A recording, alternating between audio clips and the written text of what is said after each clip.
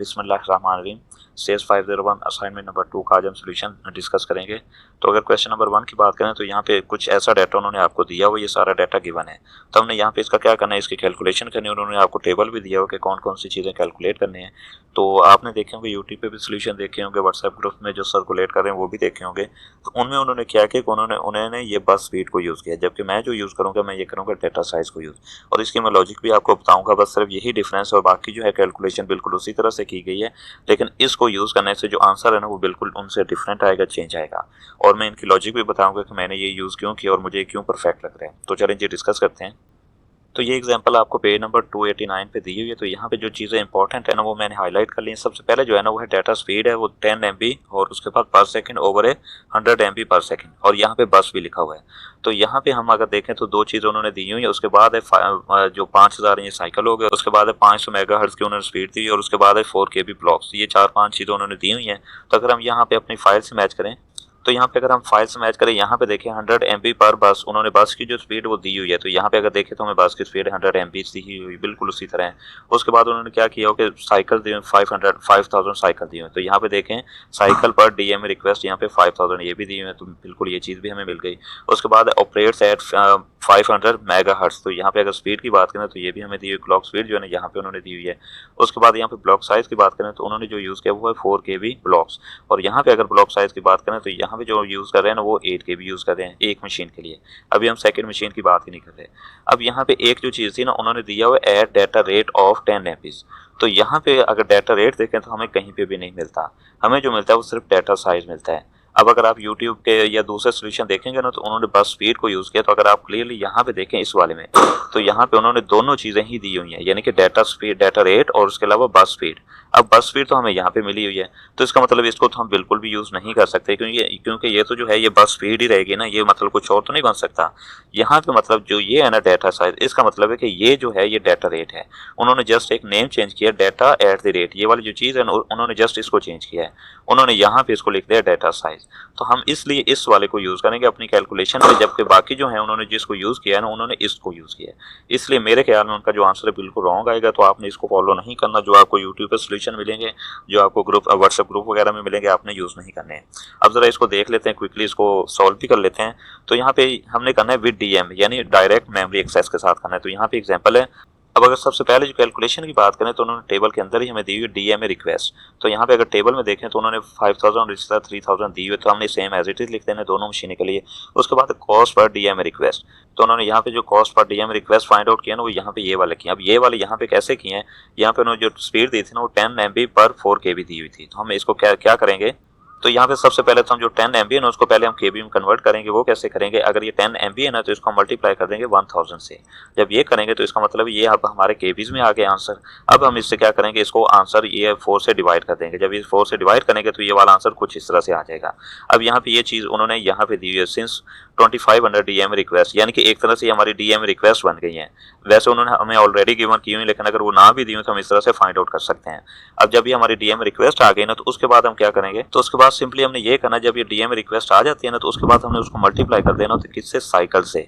तो यहाँ पे जब यहाँ पे उन्होंने बताया 5000 साइकिल है तो इससे हम जस्ट क्या करेंगे, मल्टीप्लाई कर देंगे। हमने यहाँ से इससे मल्टीप्लाई किया तो इसका जो आंसर आ जाएगा ये वाला आ जाएगा। आप इसको वेरीफाई कर सकते हैं, ये बिल्कुल यही आंसर है जो उन्होंने लिख के दिया है। अब हम इसी तरह इसका भी ये आंसर निकाल लेंगे। सो हम यहाँ पे कॉस्ट पर DMA रिक्वेस्ट कैसे फाइंड आउट करेंगे, हम सबसे पहले क्या करेंगे, 9 MB स्पीड से ना यहाँ पे अगर देखें मशीन एक ही बात, तो इसको मल्टीप्लाई कर देंगे किससे, 1000 से। अब यहाँ पे ये सबसे पहले जो हो रहा है ये KB में कन्वर्ट हो गया। तो जब ये KB में कन्वर्ट हो गया उसके बाद हम क्या करेंगे, इसको डिवाइड कर देंगे 8 से। अब 8 क्या चीज़ है, ये हमारा जो था ये हमारा ब्लॉक साइज था। तो हम जब इसे डिवाइड करेंगे तो यहाँ पे ये हमारे जो आ गई 1125, ये आ गई हमारी कॉस्ट पर DMA रिक्वेस्ट आ गई। तो यहाँ हमने यहाँ पे 1125 लिख दिया। इसी तरह सेकंड मशीन का भी बिल्कुल वही फार्मूला, लेकिन जो जस्ट वैल्यूज चेंज है। यहाँ पे 25 है, यहाँ पे अगर देखें तो इसका जो डाटा साइज है वो 25 MB था। हम इसको क्या करेंगे, सबसे पहले 1000 से मल्टीप्लाई करेंगे, यानी KB में कन्वर्ट कर लिया। उसके बाद इससे डिवाइड कर देंगे किससे, 16 KB से। तो ये ब्लॉक साइज है। तो इसके बाद जो आएगी कॉस्ट पर DMA रिक्वेस्ट आ जाएंगी।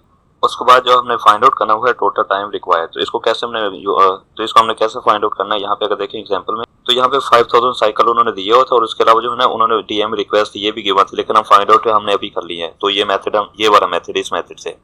तो सिंपली उन्होंने यहाँ पे क्या किया कि ये जो 5000 साइकिल है ना, इसको उन्होंने 25 जो डीएम रिक्वेस्ट है ना 2500 इससे मल्टीप्लाई करते हैं। यहाँ पे अगर देखें 5000 और इसके बाद मल्टीप्लाई कर देगा 2500 से, तो इसका जो आंसर आ रहा था वो ये वाला आ रहा था, यानी जो जितना टाइम रिक्वायर कर रहा था। यहाँ पे उन्होंने लिखा वो टोटल टाइम टेकन इज, तो बिल्कुल एग्जैक्टली वही आ रहा था। हम इसी मेथड को फॉलो करके करेंगे। यानी यहाँ पे देखें तो हमें 5000 साइकिल है उन्होंने गिवन की, और उसके बाद जो हमने डीएम रिक्वेस्ट है ना, हमने यहाँ पे ये वाली फाइंड आउट कर लिया। हम इन दोनों को जस्ट क्या करेंगे, मल्टीप्लाई कर देंगे। तो यहाँ पे अगर देखें तो 5000 को जब हम 1125 से मल्टीप्लाई करेंगे तो इसका जो आंसर आएगा वो कुछ इस तरह से आएगा, ये वाला आंसर आएगा। तो आपने क्या करना, जस्ट यही लिख देना, और यहाँ पे इतने साइकिल्स बन गए। अब इसी तरह जो सेकंड मशीन होगी उसका भी बिल्कुल सेम मेथड होगा, लेकिन फर्क क्या है, यहाँ पे जो साइकिल होंगे वो 3000 होंगे, और उसके अलावा जो डीएम रिक्वेस्ट है ना वो 1562.5 है। तो जस्ट इन दोनों को आप जब मल्टीप्लाई करेंगे तो ये वाले इतने साइकिल्स बन जाएंगे। अब हमने उसके बाद जो फाइंड आउट करना है वो है फ्रैक्शन ऑफ सीपीयू। तो इसका जो फॉर्मूला है, अगर हम यहाँ से हैंड आउट से ही देखें तो यहाँ पे जो टाइम टेकन है ना वो क्या किया कि उसको डिवाइड कर देंगे किससे, ये 5 जो 100 है ना, ये हमारी क्या चीज थी, यहाँ पे ये स्पीड थी, जो क्लॉक स्पीड है ना यहाँ पे ये वाली है, और इसकी जो है ना 10 की पावर 6, तो ये वाला इससे जो हमने कर देना है, डिवाइड कर देना है।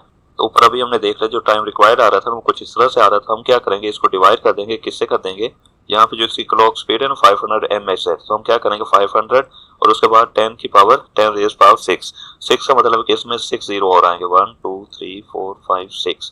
तो यहाँ पे जैसे हम इसको डिवाइड करेंगे तो हमारा ये वाला आंसर आ जाएगा। हमने क्या करना है कि इस वाले आंसर को 0.01125 को यहाँ पे लिख देना है, यहाँ पे मेंशन कर दिया।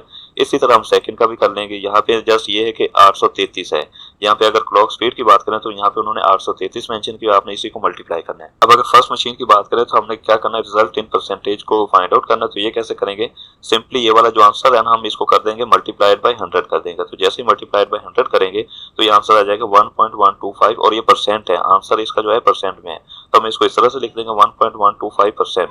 और इस तरह अगर आप इसको 100 से मल्टीप्लाई जब करेंगे तो इसका जो आंसर आएगा 0.562% आ जाएगा। तो यहाँ पे हमारा जो क्वेश्चन 1 है वो कंप्लीट हो जाता है। तो आपने जो देखा होगा उन्होंने जो यूज किया ना वो बस फीड को यूज किया। कहाँ पे बस फीड को यूज किया, यहाँ पे जहाँ पे मैंने 9 लिखा हुआ है ना, तो यहाँ पे उन्होंने इसको 100 करके इसको सॉल्व आउट किया। तो जब इसको आप ऐसा सॉल्व आउट करेंगे तो आंसर जो होगा वो टोटल डिफरेंट हो जाएगा। तो यहाँ पे मैंने रीजन भी बता दी कि डेटा साइज का मतलब हमने ये वाला क्यों यूज किया, बाकियों ने ये बस फीड को यूज किया तो वो क्यों रॉन्ग है। उसके बाद यहाँ पे उन्होंने एक क्वेश्चन सेकंड दिया, तो यहाँ पे उन्होंने एक हिंट दे दिया बिग एंड गेट को यूज करना है। अगर हम पेज नंबर की बात करें, ये 226 पेज पे है, तो यहाँ पे उन्होंने जो दी DEH और इसको बाइनरी में कन्वर्ट किया है। तो अगर हम यहाँ पे क्वेश्चन में देखें तो उन्होंने यहाँ पे जो हमें दिया वो दिया ACH। अब हमने इसको बाइनरी में कन्वर्ट करना है, ये कैसे करेंगे, आपने कैलकुलेटर ओपन कर लेना है। उसके बाद आपने ये यहाँ पे 3 डॉट पे क्लिक करना है, और यहाँ 3 लाइन पे क्लिक करने के बाद आपने यहाँ पे प्रोग्रामर पे क्लिक कर देना है। अब जब यहाँ प्रोग्रामर मोड पे आ जाएंगे ना तो आपने सबसे पहले क्या कर लेना है, हेक्स को सिलेक्ट कर लेना है। यहाँ पे जो लास्ट पे एच है ना उसका मतलब है हेक्स। हमने क्या करना है कि यहाँ पे जस्ट ए और यहाँ पे सी को कर देना है। जैसे ए सी लिखेंगे तो इसका जो आंसर है ना यहाँ पे बाइनरी में आ जाएगा। तो ये वाला जो आंसर है ये बाइनरी में आ जाएगा, आपने इसको कॉपी करके पेस्ट कर लेना है। यानी हेक्स में देखें तो ये किसके इक्विवेलेंट है, ए सी के, और अगर बाइनरी की बात करें तो यहाँ पे इसके इक्विवेलेंट है। इसका मतलब है कि हमने इसको कन्वर्ट किया ना तो ये कुछ इस तरह से बन जाएगा। आपने इस तरह से मेंशन कर लेना ACH इज 2, और ये वाला जो बाइनरी अभी हमने लिखा लास्ट पे जो B है ना इसका मतलब ये बाइनरी हो गया। अब ये इनको कि 8 बिट वैल्यू 16 बिट वैल्यू नहीं है, लेकिन यहाँ पे अगर देखें तो उसने कहा था 16 बिट पैरेलल आउटपुट। हम क्या करेंगे कि यहाँ पे 0 से लेके 8 तक मेंशन कर लेंगे। अब ये वैल्यू हम बिल्कुल उसी तरह लिख लेंगे जैसे हमें फाइंड आउट हुई है, और उसके बाद हम इस तरह करके उनको मेंशन कर देंगे, यानी कि राइट हैंड से स्टार्ट कर देंगे A0 A1 A2 A3 and A7 तक। तो ये 8 बिट वैल्यूज हो गई हैं। यहाँ पे इसका आंसर आप ये लिख सकते हैं कि आपने ये लिख देना, यहाँ पे आपको इधर भी मिल जाएगा। तो यहाँ पे देखें कि सिर्फ 256 बाइट वैल्यू है ना, और टेस्ट लाइन जो है ना A8 से लेके A15 तक है ना वो यूज नहीं हो रही, यानी कि डोंट केयर है। यानी उनकी जो भी वैल्यू उससे कोई फर्क नहीं पड़ता, जो सिर्फ पहले 8 बिट है उनकी वैल्यू से फर्क पड़ता है। तो आप यही बिल्कुल लिख सकते हैं, मैंने यहाँ पे आंसर में लिख दिया है, आप बिल्कुल यही लिख सकते हो। इस तरह करके टेबल बना दे और उसके बाद यहाँ तक आ गए। अब उसके बाद सिंपली आपने इस तरह की एक शेप ड्रा कर लेनी, या यहाँ पे आपने जाना है इंसर्ट में, और उसके बाद आपने चले जाना है शेप में। यहाँ पे आपको ये वाली शेप मिल जाएगी। यहाँ पे अगर देखें तो यहाँ पे आप जैसे भी बनाना चाहें, आप इसको रोटेट करना चाहें, आपकी मर्जी, आप जिस तरह से भी करना चाहें, आपको राइट लेफ्ट साइड जिस साइड पे भी करना चाहें आप कर सकते हैं। तो यहाँ पे जब कर ली ना उसके बाद आपने क्या करना है, 8 लाइंस को ड्रा कर लेना। यानी यहाँ पे देखें ना, यहाँ से जो स्टार्ट हो रही थी ना 8 लाइंस थी, तो हम क्या करेंगे 1 2 3 4 5 6 7 8 लाइन ड्रा करने के बाद हमने क्या करना है, उनकी ये नंबरिंग कर देना, A1 A0 A1 A2 और A7 तक हमने कर देना है।